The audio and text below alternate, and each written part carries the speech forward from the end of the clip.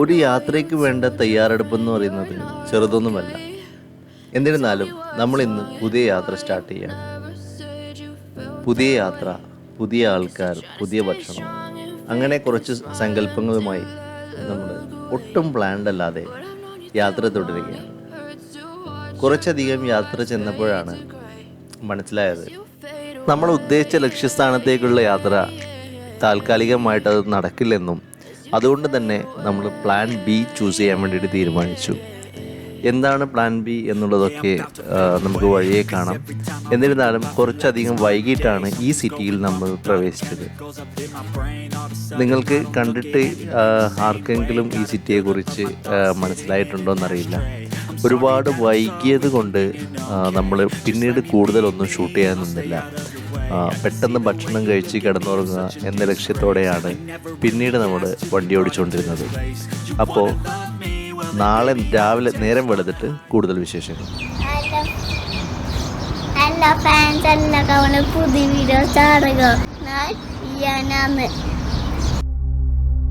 Petrol oil ഉൽപ്പന്നങ്ങളുടെ കലവറയും UAE ക്യാപിറ്റലും അതുപോലെ തന്നെ ദുബായ് കഴിഞ്ഞാൽ ഏറ്റവും കൂടുതൽ ജനസാന്ദ്രതയുള്ള നഗരവും എന്നറിയപ്പെടുന്ന അബുദാബിയിലാണ് നമ്മളിപ്പോഴുള്ളത്.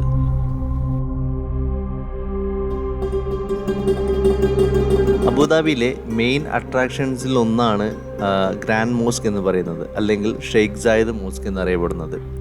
ഇതിൻ്റെ ഭംഗിയിലും വലുപ്പത്തിലും ലോകശ്രദ്ധ പിടിച്ചുപറ്റിയിരിക്കുന്നു. ഇപ്പോൾ കൂടുതൽ ടൂറിസ്റ്റുകളും ആദ്യം അബുദാബിയിൽ എത്തിയാൽ അന്വേഷിക്കുന്നത് ഗ്രാൻഡ് മോസ്ക് എവിടെയാണെന്നുള്ളതാണ്.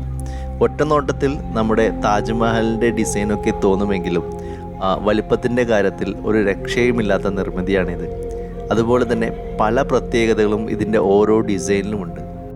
രാജ്യത്തിലെ ഏറ്റവും വലുതും അതുപോലെ തന്നെ ലോകത്തിലെ 4ാമത്തെ ഏറ്റവും വലിയ മുസ്ലിം പള്ളി എന്ന ബഹുമതിയും ഈ ഗ്രാൻഡ് മോസ്കിനുണ്ട്. അബുദാബിയിൽ നിന്നും 15 കിലോമീറ്റർ അകലെയാണ് ഈ ഗ്രാൻഡ് മോസ്ക് സ്ഥിതി ചെയ്യുന്നത്.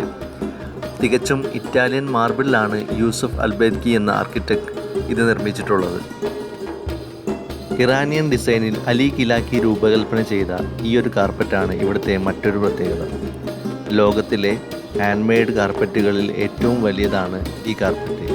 മാത്രവുമല്ല, ഇവിടെ 40,000 പേർക്ക് ഒന്നിച്ച് നമസ്കരിക്കാൻ സാധിക്കും.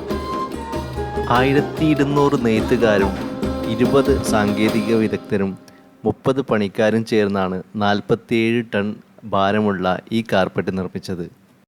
ഏകദേശം 60,570 സ്ക്വയർ ഫീറ്റാണ് ഈ കാർപ്പറ്റിൻ്റെ വലുപ്പം. അതുപോലെ തന്നെ ലോകത്തിലെ ഏറ്റവും വലിയ സ്ഫടികത്തിൽ തീർത്ത അലങ്കൃത വിളക്ക് ഇവിടെയാണുള്ളത്. ഇത് നിർമ്മിച്ചത് ജർമ്മനിയിലാണ്. 30 ഏക്കറിൽ സ്ഥിതി ചെയ്യുന്ന ഈ പള്ളി നിർമ്മിക്കാനെടുത്ത സമയം 11 വർഷമാണ്. 1996 തുടങ്ങിയ നിർമ്മാണ പ്രവർത്തനം പൂർത്തിയായത് 2007 38 കോൺട്രാക്ടർ കമ്പനികളിലെ 3000 തൊഴിലാളികൾ ചേർന്നാണ് ഗ്രാൻഡ് മോസ്ക് നിർമ്മിച്ചത്. ഇതിനെടുത്ത ആകെ തുക 2 billion UAE ദർഹമാണ്.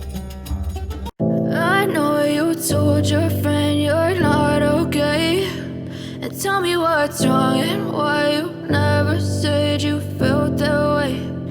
Guess you're trying to stay strong and fake a smile until I look away.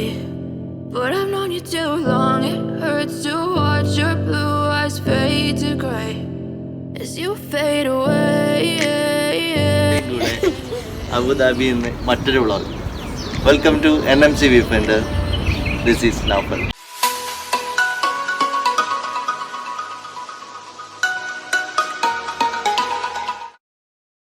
Abu Dhabi municipality ഓഫീസിൻ്റെ തൊട്ടടുത്ത് തന്നെ ചെറിയ ഒരു പാർക്കുണ്ട്. ഇവിടെ വൈകുന്നേരങ്ങളിൽ വന്നിരിക്കാനും ചെറിയ ഗെയിംസൊക്കെ ആയിട്ട് നമുക്ക് സമയം സ്പെൻഡ് ചെയ്യാനും പറ്റിയൊരു പാർക്കാണ്. ഇന്നിപ്പോൾ ഇവിടെ പകൽ സമയങ്ങളിൽ അങ്ങനെ ആളെ കാണാറില്ല. പക്ഷേ ഈവനിങ്ങിൽ എല്ലാവരും ഒത്തുകൂടുന്ന ഒരു നല്ലൊരു ഏരിയയാണ്. നിങ്ങൾക്ക് കാണാം ബാക്കിൽ അബുദാബിയിലെ കെനോൺ ബിൽഡിങ്ങിൻ്റെ നേരെ ഓപ്പോസിറ്റായിട്ടാണ് ഈ പാർക്ക് വരുന്നത്.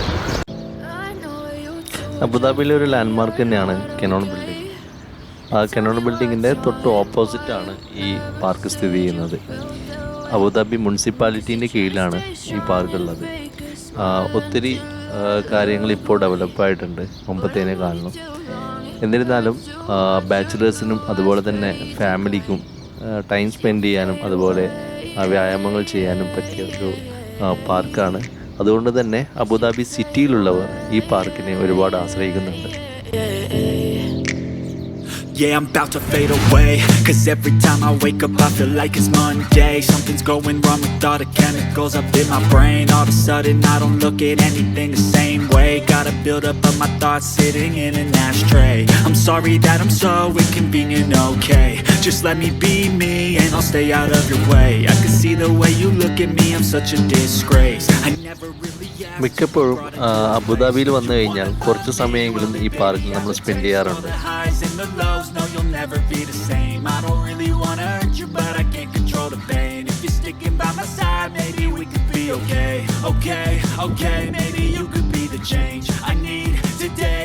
I promise that I've never felt this way. I really hope that you will choose to stay through all the pain. I know you told your friend you're not okay. അതിനുശേഷം നമ്മൾ visit ചെയ്തത് Abu Dhabi Marina മാളിലായിരുന്നു. ടൂറിസ്റ്റുകൾ കൂടുതലായിട്ട് ഉപയോഗിക്കുന്ന അല്ലെങ്കിൽ കൂടുതലായിട്ട് ആശ്രയിക്കുന്ന ഒരു മാളാണ് മറീന മാൾ. അതുകൊണ്ട് തന്നെ ഈ മറീന മാളിൻ്റെ മുന്നിൽ തന്നെ നിങ്ങൾക്കൊരു ബിഗ് ബസ് കാണാം, double decker bus.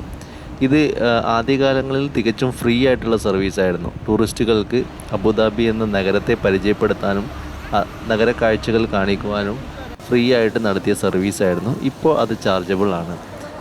100 dirhams എങ്ങാനാണ് charge ചെയ്യുന്നത്. എക്സാക്ട്ലി എത്രയാണെന്ന് നോക്കിയിട്ടില്ല. പക്ഷേ ഒരുപാട് വർഷങ്ങൾക്ക് മുമ്പ് ഈ സർവീസ് ഞങ്ങൾ ഫ്രീ ആയിട്ട് ഉപയോഗിച്ചിരുന്നു. ആ കാര്യങ്ങൾ ഇപ്പോൾ ഓർക്കുന്നു. ഇതാണ് അബുദാബി മറീന മാളിൻ്റെ ഉൾവശം.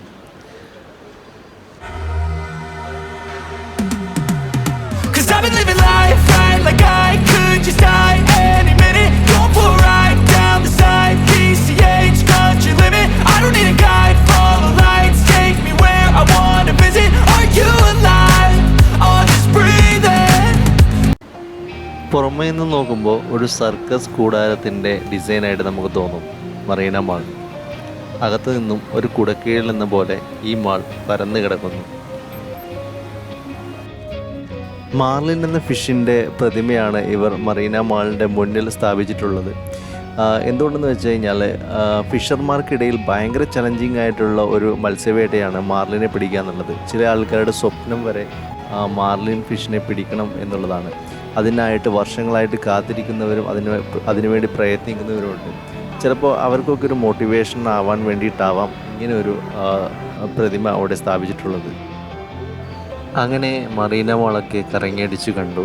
അതിനുശേഷം ഒരുപാട് സമയമായി. മാത്രവുമല്ല നമ്മൾ ഈ വീഡിയോ ഷൂട്ട് ചെയ്തത് നോമ്പ് അവസാന ദിവസമായിരുന്നു. നാളെ പെരുന്നാളാണ്. അപ്പോൾ ഇനി നേരെ അബുദാബിയുടെ റൂമിലോട്ട് പോകണം, നോമ്പ് മുറിക്കണം. അങ്ങനെ മറീന മാളിൽ നമ്മൾ നേരെ റൂമിലേക്ക് വന്നു. ഇനി നോമ്പ് മുറിക്കാനുള്ള തകൃതിയായിട്ടുള്ള ഒരുക്കങ്ങൾ ഇവിടെ നടന്നുകൊണ്ടിരിക്കുകയാണ്. ഒരുപാട് വിഭവങ്ങളൊക്കെ വെച്ചിട്ട് നമ്മൾ ഒത്തിരി പേരുണ്ട്, അത് കാരണമാണ് ഇത്ര വിഭവങ്ങൾ.